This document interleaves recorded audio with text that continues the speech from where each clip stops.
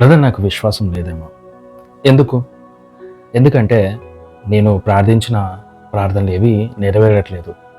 మరి నేను ఒకటి ఎప్పుడో ప్రార్థించాను, అది ఇంకా జరగలేదు. సహోదరి, విశ్వాసం అనేది మరి ఒక ఫాస్ట్ ఫుడ్ లేకపోతే ఆర్డర్ చేస్తే వచ్చే పిజ్జా కాదు. విశ్వాసం ద్వారా మరి నువ్వు క్రియలు చేయాలన్నా, విశ్వాసం ద్వారా మరి దేవుడి నుంచి కార్యాలు పొందుకోవాలన్నా నీకు ఇంకొక పదార్థం అనేది అవసరం. అదేంటో అంటే నిరీక్షణ. బైబిల్లో ఒకసారి ఒక వాక్యం ఉంది, చూసుకుందాం. మీరు మందులు కాక విశ్వాసము చేతను ఓర్పు చేతను వాగ్దానములను స్వతంత్రించుకొను వారిని పోలి నడుచుకున్నట్లుగా మీలో ప్రతివాడును మీ నిరీక్షణ సంపూర్ణమగు నిమిత్తము మీది వరకు కనపరిచిన ఆసక్తి తుదమట్టుకు కనపరచవాలని అపేక్షించుచున్నాము. ఇక్కడ భక్తుడు ఏమంటున్నాడు దేవుని వాక్యము, మరి మీరు ఏదైతే ఆసక్తి మీరు మొదట కలిగి ఉన్నారో అది ఆఖరి వరకు మీరు కలిగి ఉండాలని నేను కోరుకుంటున్నాను అంటున్నాడు. అంటే నువ్వు దేవుని దగ్గరకు వచ్చినప్పుడు మరి ఏ ఆసక్తి అయితే కలిగి ఉన్నావో, మరి ఏ నిరీక్షణ అయితే కలిగి ఉన్నావో అది నువ్వు ఆఖరి వరకు ఉంచుకోవాలని దేవుని వాక్యం సెలవిస్తుంది. ఇక్కడ ఇంకొకటి ఏముంది, దేవుని వాగ్దానము మరి నీ జీవితంలోకి వచ్చింది. ఒక ప్రామిస్ కూడా తీసుకున్నావు, దేవుని వాక్యం చదువుతున్నప్పుడు దేవుడు ఒక వాగ్దానం నీకు ఇచ్చాడు, అది ఇది నాకు నచ్చింది, ఇది నా జీవితానికి మరి సరిపోతుందని ఏదైనా వాగ్దానం తీసుకున్నావు. అయితే ఆ వాగ్దానం తీసుకున్నావు, కానీ ప్రార్థిస్తున్నావు, వారాలు గడుస్తున్నాయి, నెలలు గడుస్తున్నాయి, సంవత్సరాలు గడుస్తున్నాయి, ఏమీ కనబడట్లేదు. ఏంటి బ్రదర్, అందుకేనేమో నాకు విశ్వాసం లేదనుకుంటున్నాము. సహోదరి, విశ్వాసం అలా పనిచేయదు. ఎప్పుడైతే ఇక్కడ వాగ్దానము ఎలా నెరవేర్చబడుతుందంట, విశ్వాసము ద్వారా, నిరీక్షణ ద్వారా. అంటే ఈ రెండు కలిసినప్పుడే ఆ వాగ్దానం అనేది మనం చూస్తాం.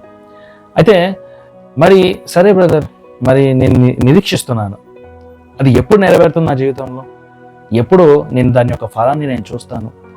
ఎందుకంటే నేను ఆల్మోస్ట్ నెలల నుంచి ప్రార్థిస్తున్నాను. సహోదరి, నేను ఒకటి చెప్పాలనుకుంటున్నాను. బైబిల్లో కూడా కాలాలు, సమయాలు అనేవి ఉంటాయి. ఈ వాక్యాన్ని విత్తనంతో పోలుస్తాడు. ఎందుకు విత్తనంతో పోలుస్తాడు అంటే, మరి విత్తనం వేసిన నెక్స్ట్ డే నీకు ఫలం వస్తుందా? కాదు. విత్తనం వేసి నువ్వు ఓర్పుతూ ఉండాలి, మరి రోజు దానికి నీళ్లు పోస్తూ ఉండాలి. మరి సరే, నీళ్లు పోస్తున్నావు, ఫలం వస్తుందా? దాని నెక్స్ట్ స్టేజ్ ఏంటి అంటే, విత్తనము మరి భూమిలో చచ్చి ఒక చిన్న మొక్క వలె తయారవుతుంది. సరే, మొక్క ఫలం ఇస్తుందా బ్రదర్? కాదు.